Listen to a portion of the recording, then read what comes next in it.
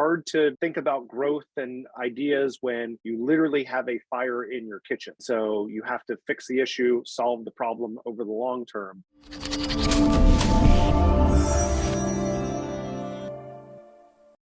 How did you handle needing to pivot when people had an emotional tie to the product that we are going to change? What's the communication look like? What's the mindset? What give us like the brass tacks of you're going to the team, you've recognized that we need to pivot. How did you do that? The key thing for most people is that the world is not static. The world is dynamic. So what has worked successfully in the past may no longer hold true. And this might be because the way you get those first 1,000 or 10,000 customers is different from how you get the next 100,000 or million. The world itself has changed. There was a pandemic. People are working from home now. People's preferences change. And unfortunately, we get trapped by our success because this is what got me here. And this was successful and this has worked. And so you get this bias that, of course, I know what I'm doing, but the way you were successful, what worked, your technique, your approach, your circumstances are no longer true. And that's where you have to get down to. So the important thing, whenever you have these conversations, is start with your assumptions on your target market, on their behavior,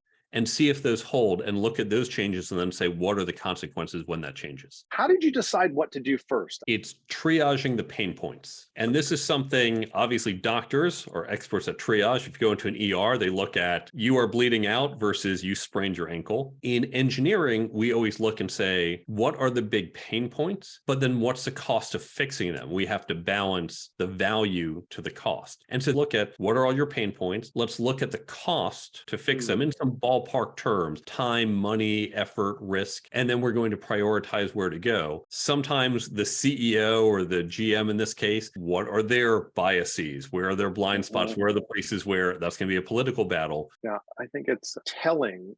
Sometimes when we have trouble inside of a company, the way I describe triaging is we're building an addition to our house and we're in the kitchen and suddenly an electrical socket catches fire. We don't go and continue the addition. We go fix the problem. It's hard to think about growth and ideas when you literally have a fire in your kitchen. So you have to fix the issue, solve the problem over the long term. And so to your point, triaging and thinking about what are the immediate things that I have to do today so that I don't lose the business in total.